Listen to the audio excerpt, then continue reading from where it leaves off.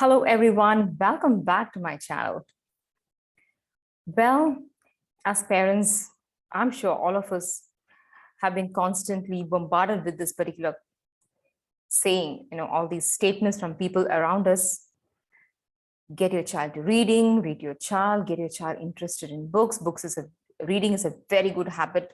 We have to get our child interested in reading. We have to ensure that our child is constantly reading because reading is a great habit. Yes, all of us have gone through this. All of us have heard this statement, right? Now, I can also understand the kind of thought process that comes in our minds is that, well, I know that reading is a great habit, and I know that our children should be, exposed to reading, exposed to books. But where is the time for me? You're telling me to read stories to my children. I don't even have the time for myself. I'm so exhausted end of the day. I don't even have time for myself. Where I'm going to sit with my child to read books, and that too, you're advising me to read every day. It's not possible. I'm just so tired. I just have time just to sit with my child for his or her homework. Now you ask me to read a story. I don't know whether I can do this. Maybe on a weekend, I can try that. That's possible. Besides, my child has an attention issue. You see, I just can't even make my child sit for even 5 minutes. Where I'm going to make him or her read a storybook, or even where am I going to make him sit with me or her sit with me and me read the story, because they're constantly running around.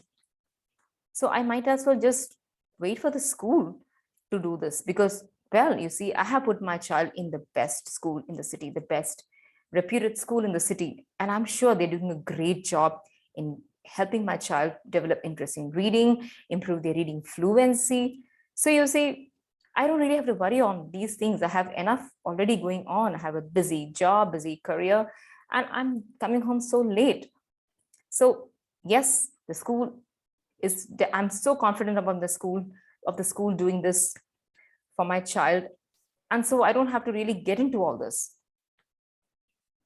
I'm sure many of us have gone through this thought process also. Well, welcome back.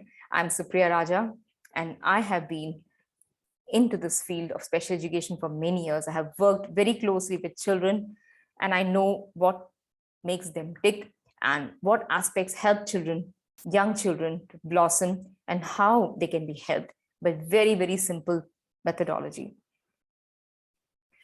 So as parents, I'm sure all of us have gone through these kind of thought process in our mind, this chatter that runs in our mind, where we do want to help our child or children, but we just feel that, our workload or our energy just takes over everything of our, takes over our entire day, and we just want to put that responsibility on the school, because, well, that is a responsibility of the school. They must be helping to improve our child's reading fluency, comprehension, sentence structure, basic language, and other skills, academic skills, right? Now imagine the scenario. Your child is in grade 1, grade 2, and during the parent-teacher meeting, your child's class teacher is telling you, okay, he or she is very enthusiastic in class, always very much excited to learn. All that is great, but you see her reading skills are poor. She's not reading up to the grade level.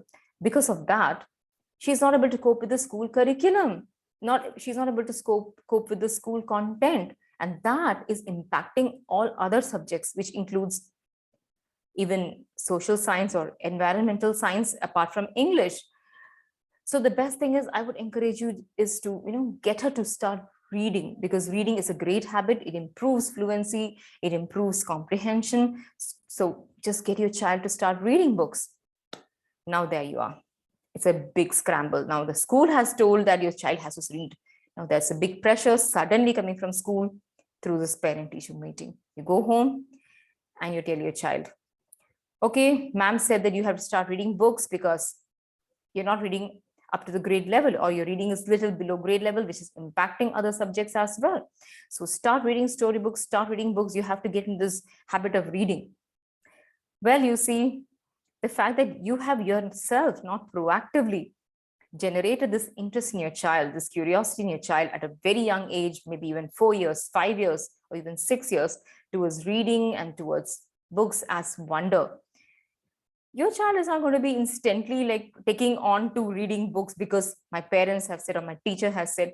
Maybe they will sit with it, but after a point it'll be like too, probably they'll be like too overwhelmed with this because they are already having a difficulty in reading, and now this added pressure from parents, from teachers, they are going to rebel, you know. So now starts this battle of start reading, no, I won't read, get to the practice of reading, I don't like reading and I just don't like learning, I hate school, I hate reading, I hate books, I hate learning. The whole process of battle starts at home, right? So the best way to completely avoid this scramble and this pressure to be proactive, start early, even before your child has started school, if possible. When your child is 3 years, 4 years, start reading to your child, because why at that age? Yes, I know your child won't be even reading at that stage, but what you're doing is you're developing this interest, this curiosity, this inquiry, you're building the foundations of all that towards learning, towards books, and that you're connecting books to a world of wonder. You're connecting a very positive connection from with books to reading, with books to learning. And mind you, that can be a lifelong connection of books to not just learning and reading, but also enabling your child to become a lifelong learner, seeking information, seeking knowledge. Well, and a person who is lifelong learner is definitely guaranteed that he or she will be on the pathway of success, whether in his or her school years or even beyond that. So start this early, start, that when the child is so young as 4 years, 3 years, even if it is, like 15 minutes every day, spending time with your child, connecting, creating that inquiry, creating that curiosity towards reading, towards learning, towards books. You develop the interest, slowly the child will take on from that. Now, if you want to know how to do about all these things, I don't know what are the strategies, what are the step-by-step strategies that I need to adopt. If you're clueless about that, well, I have just launched a course exclusively for you parents, which is called the Empowered Teaching Blueprint, which gives step-by-step approach how to get your child curious about reading, curious about learning in a very simple but a very systematic strategy. And I can assure you that once you do this course, you will be able to connect better. You will be able to empower yourself to help your child get inspired and gravitate towards reading, books, and learning. If you want to know more about that, I'll be giving a link below of my email ID. You can contact me. Also, get into my Facebook group where I keep posting podcasts and YouTube videos into the group also to give more value, add more content for parents. So get into my VIP Facebook group also. And like I always say, subscribe to my channel and hit the bell icon. So whenever I'm posting a new video, you get a notification of the same. So I hope this video has been helpful for you and added value to you.